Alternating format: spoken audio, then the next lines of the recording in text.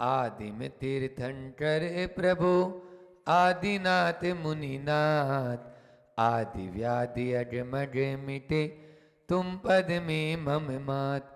चरण शरण है आपके तारण तरण जी आज, भवदधि तट तट ले चलो करुणा कर जिन राज। बोलिए 52 गजा के बड़े बाबा आदि तीर्थंकर आदिनाथ भगवान की। परम उपकारी संत शिरोमणि आचार्य गुरुवर विद्यासागर जी महाराज की। पूज्य मुनि श्री 108 दुर्लभ सागर जी महाराज की।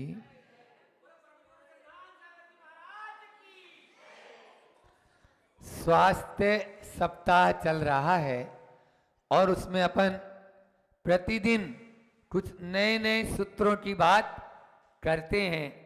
आज भी आपको उसी श्रृंखला में लेकर चलता हूं कि बीमार होना भूल जाएंगे, बीमार होना भूल जाएंगे। एक पुस्तक का ही नाम है, मुसलमान ने लिखी है ये। भोपाल के इब्राहिम जी आते थे हमारे पास में, उन्होंने इब्राहिम, तो वो बीमार होना भूल जाएंगे ऐसी पुस्तक उन्होंने लिखी। वो दी भी थी उनको, अब तो हमारे पास नहीं है, लेकिन उसमें जो बातें थी वही बातें आज आपको बताते हैं। भोजन या आहार के 4 चरण हैं। पहला चरण कौन सा? उगाना। पहला क्या है? उगाना। और दूसरा है पकाना। दूसरा क्या है? पकाना। और तीसरा है चबाना। और चौथा है पचाना। पहला उगाना, दूसरा पकाना, तीसरा चबाना और चौथा पचाना। उगाना खेत में होता है, उगाना खेत में होता है, पकाना चूल्हे पर होता है और चबाना दांतों से होता है और पचाना आंतों से होता है। जिसका जो काम है उतना उसी के ऊपर लोड डालें और जितने समय में करना है उतने ही समय में करें। हम आंतों का दांतों का काम आंतों से कराना चाहते हैं, कभी होगा? 3 काल में नहीं होगा। हम भोजन करते हैं तो भोजन में मुंह में पूरा चबाएं, तब वो आंतों के ऊपर लोड नहीं पड़ेगा। ऐसे ही पकाना चूल्हे पर होता है, किस प्रकार से पकाएं अभी बताता हूं। और सबसे पहले तो आता है, यहां पर बैठे हुए कर्नाटक के इतने सारे भाई बंधु हैं और ये सब श्रावक लोग खेती करने वाले हैं, सब खेती करते हैं। तो सबसे पहले हमने वही लिया, उगाना। सबसे पहले क्या है और कहां पे उगाएंगे? गमले में। गमले में क्यों?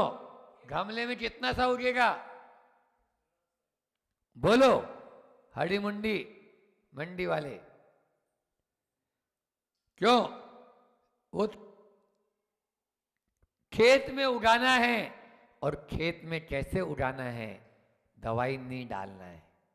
आज व्यक्ति जल्दी से पैदा हो जाए, आम का पेड़ अभी लगाया और 1 साल में उसमें आम लटकने लग जाए, तो कहां से आम लाता है?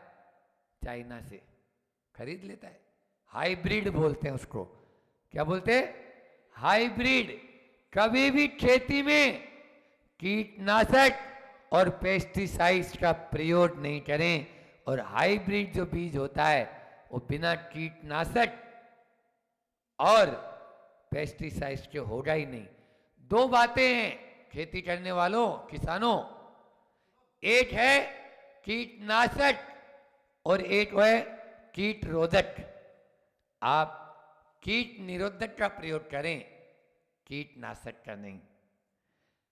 कीट निरोधक का मतलब होता है जिसमें कीड़े पड़े ही नहीं खेती में, ऐसा बीज इस्तेमाल करें।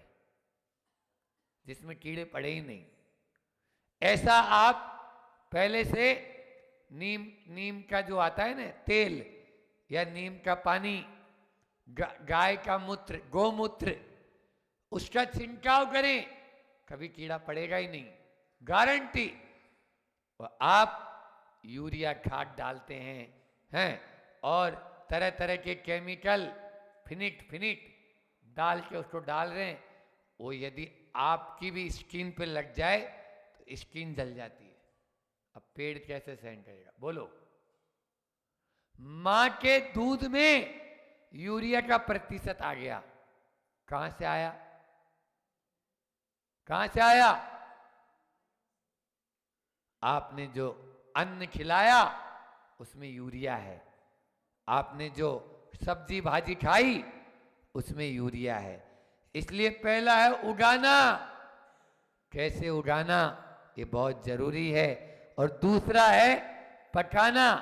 पकाना क्या है? चूल्हे पर आप कैसे पकाएं। अब एक साथ बस खोल दिया, चौके में हम देखते हैं ना 56 आइटम बनाने उनको, ये भी बना लूं, वो भी बना लूं, ऐसा ही बना लूं, ये भी कर लूं। अब वो क्या करेगा? गुड़ गोबर करेगा और कुछ नहीं करेगा। अच्छा था, एक आचार्य श्री जी का हाइकू है, कली ना खिली, कली ना खिली, उंगली से समझो योग्यता क्या है। 9 महीने में बच्चा पैदा होता है मनीष जी, और मान लीजिए 7 महीने में हो जाए तो क्या बोलते हैं इंग्लिश में? Pre mature. अब ये इंग्लिश भी हमें, हम तो सतमासा बोलते हैं उसको। अब वो जिएगा या मरेगा ये पता ही नहीं, क्योंकि जो काम जितने समय में होना था, रोटी बना रही है माताएं, अब रोटी जितने समय में पकना है, ये तो फिर भी चूल्हे की रोटी खाने वाले हैं, खेती बाड़ी वाले हैं। लेकिन आजकल गैस आ गई, गैस। अब गैस की रोटी खाएगा तो गैस ही बनेगी ना, वो दिन भर गैस छोड़ेगा। बोलो, यही हो रहा है। इसलिए चूल्हे पर रोटी बनाओ ना, और वो भी मंदी मंदी आंच में बनती है। केवल रोटी बनाओ और दाल बनाओ। किसने कहा ये 56 भोग बनाओ? ऊपर से गुलाब जामुन काला काला और अंदर से सफेद झट। अब खा लो वो आटा, कच्चा पड़ा है, वो खाएंगे तो जाके आंतों में जम जाएगा और आप बीमार पड़ेंगे। इसलिए चूल्हे मतलब पकाना, पहले था उगाना, दूसरा है पकाना, और तीसरा है चबाना। चबा चबा के खाओ। भोजन को आचार्य भगवान कहते हैं पियो और पानी को खाओ। घूंट घूंट करके पानी को खाओ और भोजन को पियो, चबा चबा के। ऐसा उसमें लाला रस, उसमें लार इतनी मिला दो कि वह आपके लिए गुणकारी बन जाए।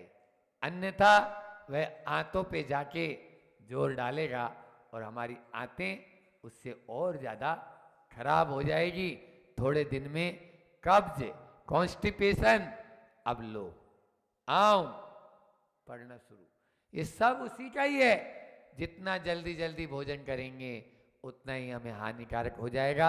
इस प्रकार से दांतों का काम दांतों को करने दो और आंतों का काम आंतों को करने दो।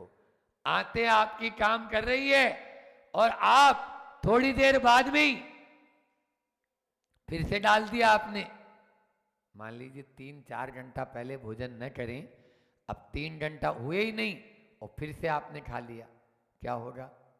अब वो बचेगा, मचेगा, पचेगा थोड़ी, वो नहीं पचेगा।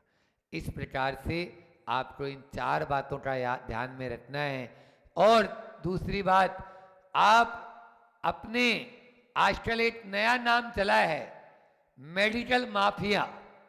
जैसे भू माफिया होता है, जैसे शिक्षा माफिया होता है, ऐसे ही चिकित्सा माफिया, डॉक्टरों का एक षड्यंत्र चल रहा है, इससे बचो, अन्यथा आपको यह बहुत हानिकारक हो जाएगा। ये बताओ, आज तक किसी डॉक्टर ने किसी व्यक्ति को कहा कि तू चाय मत पी, चाय हानिकारक होती है? बोलो, कहा? क्यों कहेगा? बल्कि ये और कहता है आप चाय के साथ में दवाई लेना, क्योंकि खुद भी पीता है ना।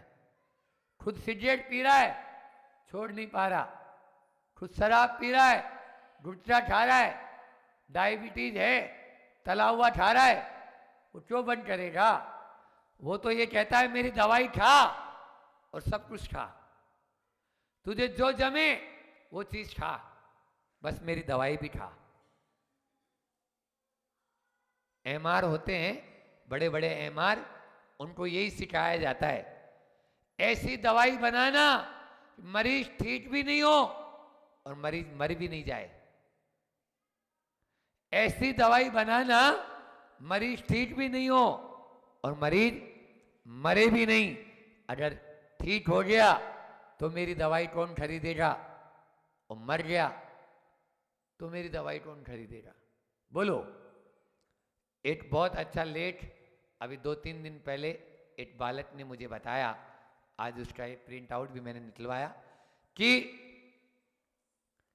मेडिकल में माफिया ने क्या किया। सुनो ध्यान से। प्राण घातक रिफाइंड तेल चलाया, हमारे सरसों के तेल और घी को उसने हानिकारक बताया। बोलो, प्राण घातक। ये रिफाइंड तेल कहां से आया? आज के 20 साल पहले आपने सुना था रिफाइंड तेल? बोलो, 25 साल पहले। अब कहां से आया ये रिफाइंड तेल? सरसों का तेल उत्तम है और गाय का घी सर्वोत्तम है, लेकिन ये रिफाइंड तेल न जाने कहां से आ चुका है। ये डॉक्टरों ने चलाया और डॉक्टरों की दुकानदारी उससे चलने लगी। इसी प्रकार से कैंसर का प्रबल कारण जो गाय का उत्तम दूध था, अमृत समान, उसको छुड़वाया और सिटमेट एक दूध आता है, मिल्क, वो चलाया, उसके माध्यम से उसको प्रमोट किया। खिचड़ी के स्थान पर 7 दिन पुरानी ब्रेड खाओ। बोलो, खिचड़ी खाना अच्छा है या ब्रेड खाना? लेकिन कोई भी डॉक्टर ने आज तक खिचड़ी बताई? किसको प्रमोट किया उन्होंने? आपने जवाब दिया कभी? बस ये ब्रेड खाना ये हल्की होती है। सेंधा नमक के स्थान पर समुद्री नमक प्रमोट किया, आयोडीन युक्त नमक, जिसने हमारे पूरे के पूरे शरीर को ही गला दिया। मधुमेह और रक्तचाप, इसके मानक बदल गए। कौन ने? ये मेडिकल माफिया है, ये चिकित्सा माफिया है। बीमारी के समय खाने पीने के निर्देश देने की प्रथा बंद और दवाई खाने की प्रथा शुरू। बस किसी भी मेडिकल सेंटर पे चले जाओ या किसी भी डॉक्टर के पास जाओ, वो आपको कभी ये नहीं बोलेगा कि ये खाओ और ये मत खाओ। वो तो ये बोलेगा मेरी दवाई खाओ। टाइम ही नहीं है उसके पास में, कहां से दे देगा आपको इतना उपदेश? ऑपरेशन से बच्चा पैदा होने वाले और नी रिप्लेसमेंट, घुटने प्रत्यारोपण के केस क्या पहले इतने थे? सुने ही नहीं थे। आज बड़े बड़े अस्पताल खुल रहे हैं, अहमदाबाद जा रहे हैं लोग। ये कौन ने कहा? डायबिटीज, मधुमेह क्या पहले थी? ये मेडिकल माफिया, चिकित्सा माफिया का परिणाम है। फिर मेडिकल माफिया ने और बड़े बड़े जो है, गेहूं हमारा अपना भोजन नहीं है, भारतीय खाद्य अन्न नहीं है। बाजरा, ज्वार, मक्का, ये बैठे हैं कर्नाटक और महाराष्ट्र वाले आज यहाँ पर, बोलो गेहूं होता है उधर, ज्वार होती है, ज्वार अपना भोजन है, बाजरा अपना भोजन है, लेकिन वो नहीं। एक आहारी औषधि, एक पुस्तक मैंने बोला था आचार्य श्री जी ने पढ़ने के लिए, आप लोग हमारे जो कैमरामैन है, ये दीपक, ये सबको पहुंचा देता है। और वो पुस्तक सबके मोबाइल पे मिलेगी आज, जो 108 गुरुवाणी से जुड़ा हुआ है, इन लोगों से जुड़ा हुआ है, उनको वो सबको मिलेगी फ्री, कोई पैसा नहीं। और हर 2-4 दिन में वो पुस्तक और अन्य भी, अनुभव हजारा और उपवास चिकित्सा, ये पुस्तकें भी ये भेजने के लिए आज मेरे से बोल रहा था महाराज जी हर दो में। लेकिन ये तभी होगा जब जितने लोग सुन रहे हैं और चैनल पर भी वो सब 108 गुरुवाणी को आप यानी सब्सक्राइब कर ले और उसके माध्यम से आप मंगाएं कि ये पुस्तकें और पढ़ें। उसमें लिखा हुआ है बाजरा में, बलिहारी गुरु बाजरा। सुनो, आचार्य श्री जी के मुख से हमने 5-7 बार सुना, 5-7 नहीं, ज्यादा ही सुना होगा। बलिहारी तू बाजरा, तेरे लंबे पान और घोड़े के पर लग गए बूढ़े हुए जवान। घोड़े के पर लग गए। अनेकों बीमारियों में बाजरा बहुत कार्यकारी है। राजस्थान में तो खूब 12 महीनों खाया जाता है। गर्मी के मौसम में बाजरा राबड़ी बना बना के और उसमें मट्ठा छाछ डाल के, अच्छा तट जो अमृत है, अमृत है, दही नहीं, वहां दही नहीं बनता मिलता था। क्यों? कहां से देंगे हम? 10 लड़का और 10 लड़कियां हैं, एक घर में 20 बच्चा बच्ची हैं, कहां से दे देंगे हम? तो छाछ बनती थी और छाछ सबको मिलती थी। मैंने तो खूब अच्छी पीते थे और फिर दोपहर में अच्छी नींद भी उससे आ जाती थी। समझ में आई? तो बलिहारी तू बाजरा, तेरे लंबे पान, लंबे लंबे सिट्टे होते हैं इतने बड़े बड़े, और घोड़े के पर लग गए। घोड़ा पहले ही जवान होता है और खूब तेज दौड़ता है, बूढ़े हुए जवान। आचार्य श्री जी ने जिनको भी बुखार आए कुछ मत खाओ, केवल बाजरा खाओ, बुखार ठीक हो जाएगा। 50 बार बोला है। बाजरा का लपटा, बाजरा की खिचड़ी, बाजरा का खिचड़ा, ये चीजें आज चोटे से हटी चुकी है। इसलिए इनके माध्यम से हमें आगे, आप डायबिटीज हो गई, किसी ने बोला अरे गेहूं से डायबिटीज होती है, गेहूं की रोटी खाओगे डायबिटीज और बढ़ेगी। बाजरे की रोटी खाना शुरू कर दो, ज्वार की रोटी खाना शुरू कर दो, आपकी डायबिटीज अगर कंट्रोल नहीं हो जाए, शुगर, तो हमें बताना।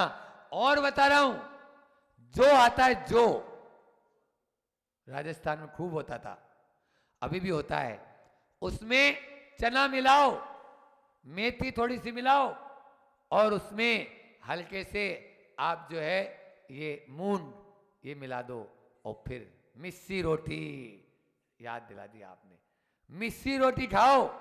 भूल गए? क्यों? बनाने में जोर आता है महिलाओं को, ऐसी थोड़ी बनती है वो, उसके अंदर अच्छे अच्छे हिल जाते हैं। लेकिन आजकल की महिलाएं कामचोर हो गई, टेलीविजन तो घंटों देख लेगी और आपके मोबाइल व्हाट्सएप चैटिंग घंटों कर लेगी, लेकिन रोटी बनाने में आलस आएगा। अरे अब ये भी बनाना बाकी है। हाउ रेडी टू ईट, बाजार में मिलता है, पैकेट खोलो और घोलो और खा जाओ, पी लो, आने वाला है वही जमाना, कर ही रहे हैं। इस प्रकार से ये मेडिकल माफिया, आज चिकित्सा माफिया की बात आपके सामने कर रहा हूं। फिर एक और, कोई भी डॉक्टर ने गुड़ के लिए मना करता है और चीनी के लिए कहता है चीनी जहर है और गुड़ अमृत, औषधि है, अमृत है, उस अमृत को मना कर रहा है। गुड़ नहीं खाना, बीमार हो जाओगे। और चीनी सबको चल रही है, वो शक्कर, हमारे गुरुजी बोलते हैं जो आपके चीनी को जहर है वो, और छूने लायक नहीं है, यदि छू लो तो नहाओ उसको पहले, क्योंकि वो नॉन वेज जैसे है। उसको जो वाइट बनाया गया है वो वाइट उसी से बनी है। उसके बाद में किसी भी डॉक्टर ने आज तक फ्रिज का पानी पीने के लिए बंद नहीं किया होगा। उसके खुद के मेडिकल चैम्बर में लगा हुआ है ना, बोतल उसी के रखी हुई है वहां पर, और इतनी ठंडी, क्या बोलते हैं उसको, चिल्ड वाटर। बोलो क्या है? वो डॉक्टर साहब खुद चिल्ड वाटर पी रहे हैं।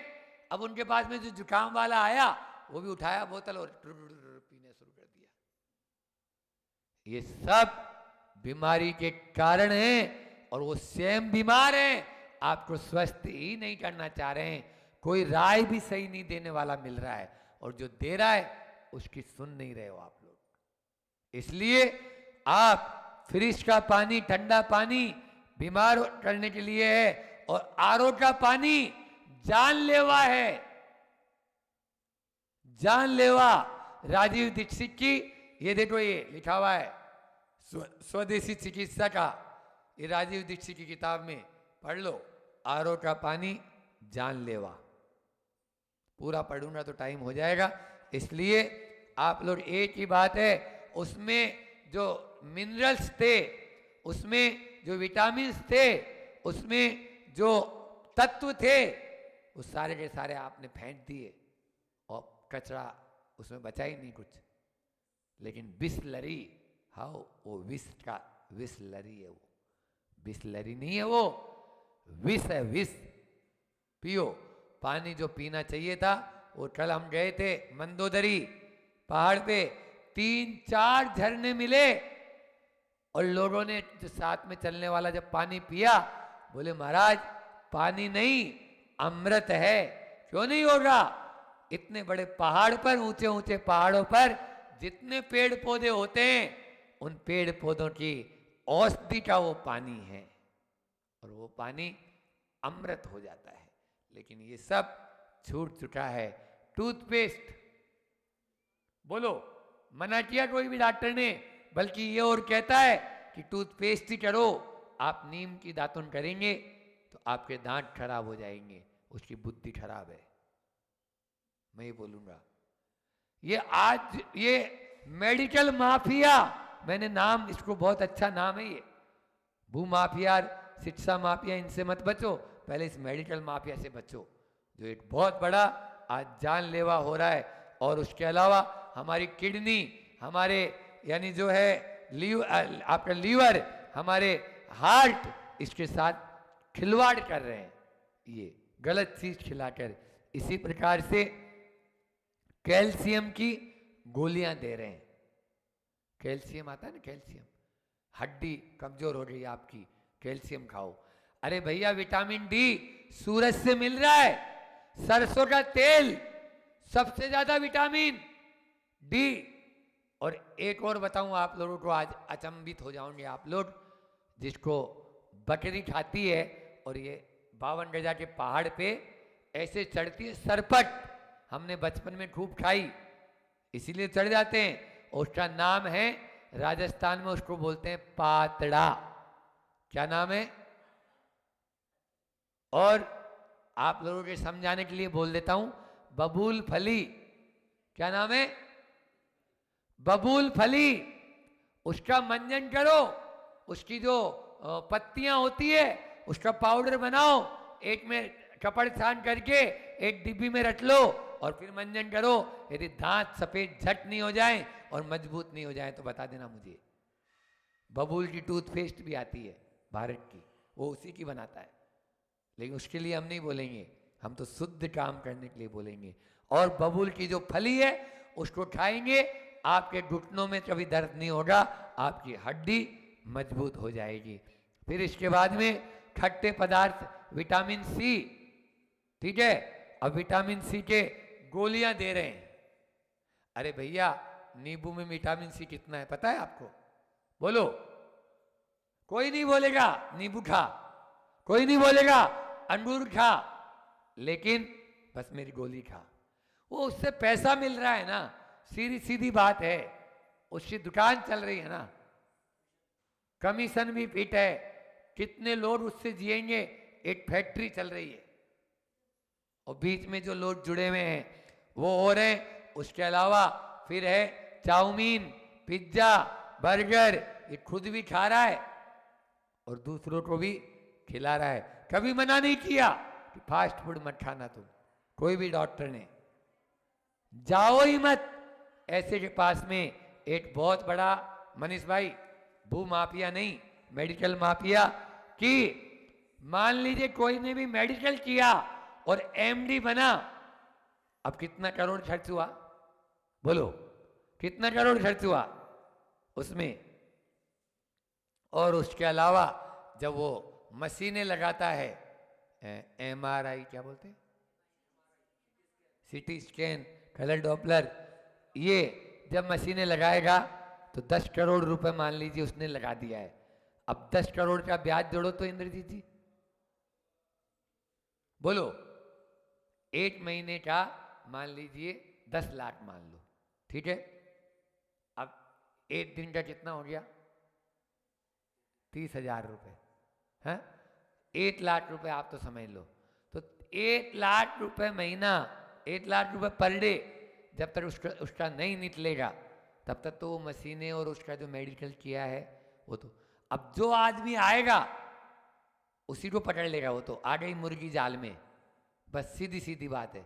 और आप घबराए हुए रहते हैं और आपका हार्ट खराब है, आपको तुरंत अभी अभी इमीडिएट ऑपरेशन करना पड़ेगा, नहीं तो हम कोई भी रिस्क नहीं लेते हैं। आपको ऐसा डरा देगा, आप कहीं से भी इधर से पैसा उधर से पैसा लाके और तुरंत आप जमा कराएंगे और आप अपने परिवार का ये काम करवाएंगे। बोलो करवाएंगे नहीं करवाते हो। अब इसके अलावा तो ये शुद्ध व्यवसाय हो गया, जो सेवा होना चाहिए था वो शुद्ध व्यवसाय हो गया। इसलिए वो हाथ धोकर पीछे पड़ रहे हैं आपके। इसलिए मेडिकल साइंस पूर्ण रूप से झूठी। जो आज उसने अपना स्टेटमेंट दिया, कल वही स्टेटमेंट खुद ही बोलता है। पहले बोला था रिफाइंड तेल बहुत अच्छा है और अब स्वयं ही बोलने लगे रिफाइंड तेल के माध्यम से कैंसर हो रहा है। कैंसर का प्रबल कारण पढ़ लेना, यही किताब, रिफाइंड तेल जानलेवा है, उसमें भी कैंसर का कारण है। इसमें जो लेख दिए हैं वो ऐसे फ्यूज उड़ा देंगे आपके। है तो ये बिल्कुल छोटी और पतली है ना, लेकिन इस किताब के अंदर ये भी आप लोगों को उपलब्ध हो जाएगी। 108 गुरुवाणी पे आज ये उपलब्ध करा देगा ये किताब। तो इस प्रकार से उनकी नीयत में ही खोट है ना, उनकी नीयत में ही खोट है। इसलिए लाखों करोड़ों रुपए लेकर भी वो आदमी को मार रहे हैं, उसको जिला नहीं रहे। आप सबसे मैं यही कहना चाहूँगा, इस मेडिकल माफिया से आज के चंगुल में आप न फंसें और अपना स्वस्थ जीवन जिए। आप लोग रोगी की नहीं, आचार्य श्री जी ने हाई को दिया है, रोगी की नहीं रोग की चिकित्सा हो। हम रोगी की अन्यथा भोगो, 17 अक्षर है ना, रोगी की नहीं रोग की चिकित्सा हो, अन्यथा भोगो। रोग की चिकित्सा हो जाए तो बहुत अच्छा होगा, अन्यथा भोगने के अलावा आपको कुछ भी हाथ नहीं पड़ेगा। एक बीमारी ठीक कराने जाते हो और 5 बीमारी साथ में लेकर आते हो। जो गया कोरोना में, जो अस्पताल में गया वो वापस नहीं आया, और जब घर पे रह के और हल्दी का दूध पी लिया और कपूर अजवाइन की धुआं और भाप ले ली और उसने गर्म पानी से कर लिया और धूप में बैठ गया, सरसों का तेल खा लिया, सरसों का तेल शरीर पे लगा लिया, वो चंगा है और दौड़ रहा है आज भी। एक नहीं हजारों आदमी हमारे संपर्क में ऐसे थे, आए, और आदमी नहीं, मुनि महाराज, महामुनि महाराज इसके चंगुल में फंसे, लेकिन वो भी आज बिल्कुल, बोलो ये सब क्या है? ये इसलिए है कि मेडिकल माफिया के चक्कर में जो गया वो वापस आया ही नहीं। गया मतलब गया। और ऐसे कम से कम 100 लोगों के नाम बता दूंगा जो अच्छे हट्टे कट्टे, एक नाम तो बता ही देता हूं, ललितपुर का पहलवान, छोटे पहलवान का बेटा शिवा, नाम क्या था? शिवा, जो 2 आदमी को यदि यूं दबा ले, मेरे जैसे नहीं, अच्छे थोड़े मोटे ताजा, हाँ, यूं दबा ले तो किसी की मजाल नहीं कि वो ऐसे ऐसे हिल जाए। उसका नाम था शिवा। और वो बस पर्यूषण में, कोरोना के काल में उस समय उसको कुछ थोड़ी सर्दी जुकाम हुई, झांसी अस्पताल गया और वह गया, वापस लौट के नहीं आया।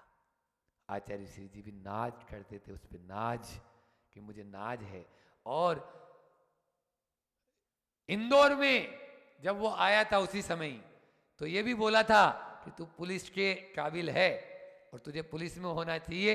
और आचार्य श्री जी ने एक बड़े अधिकारी से, पुलिस का, आचार्य श्री बात को कौन टालेगा, और उसने तुरंत बोला कि हम उसको तुरंत, कोई इंटरव्यू नहीं, कुछ भी नहीं, आप तो उसको भेजें और वो तुरंत पुलिस में उसकी हम जो है ना भर्ती, पोस्टिंग कर देंगे और वो बिल्कुल अच्छा रहेगा और जैन समाज का एक नाम कमाएगा, वो नाम होगा। लेकिन अलग ही कुछ होना था और वो हो गया। इस प्रकार से इन अनेक बातों के साथ में एक आज मैंने बाजरा के बारे में बताया, एक बात और बताकर अपनी वाणी को विराम करूंगा। मेथी, मैंने वैसे शिविर में बताया था अभी, मेथी जो है ना आपकी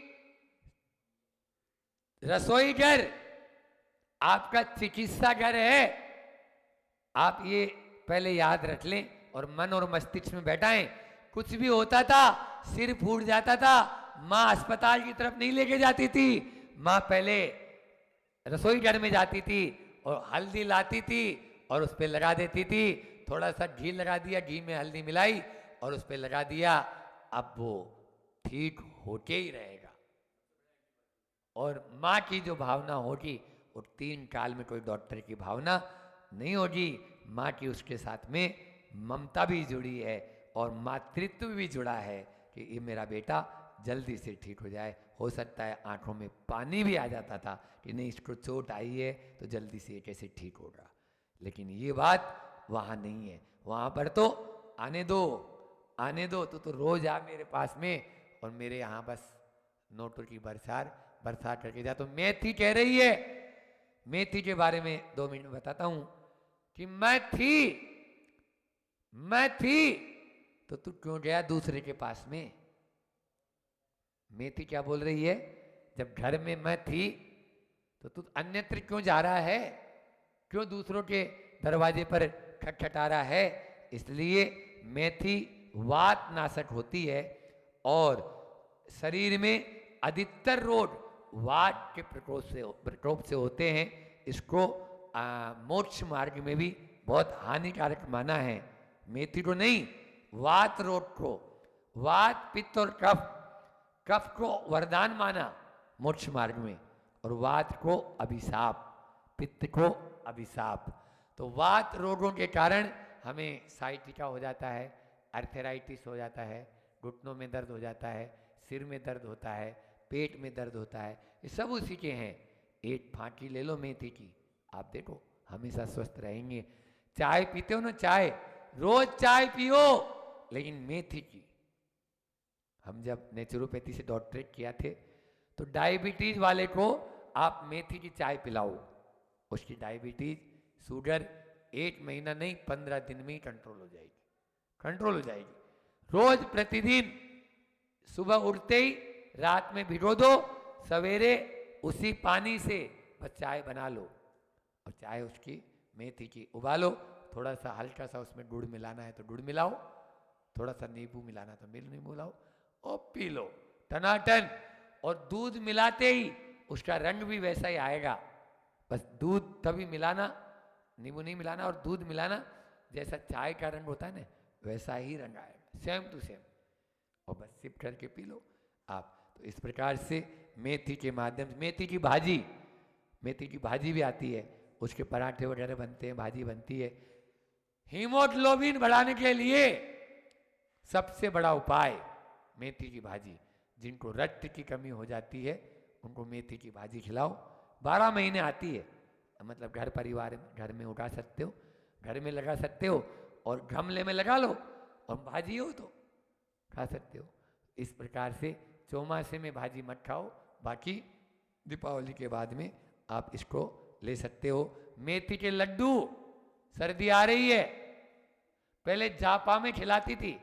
जब जापा में रक्त का स्त्राव, कोई प्रसूति हुई तो रक्त का स्त्राव ज्यादा हो गया तो मेथी के लड्डू, अजवाइन के लड्डू खिलाए जाते थे। याद है कि नहीं है? हाँ, दूध, माँ का दूध इससे बढ़ता है। माँ का दूध की कमी हो, मेथी के लड्डू खिला दो। घुटनों में दर्द होता था, हमारे बड़े पिताजी गृहस्थ अवस्था में, वो केवल मात्र सर्दी में 2 महीने मेथी के लड्डू खाते थे। उनको 12 महीने कोई दवाई खाने की जरूरत नहीं, और कभी घुटनों में दर्द नहीं रहता था। खाली 2 महीने सर्दी में मेथी खाओ, मेथी के लड्डू खाओ।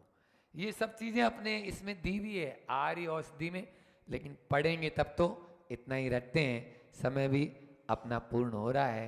बोले अहिंसा परमो धर्म की, आचार्य गुरुवर विद्यासागर जी महाराज की।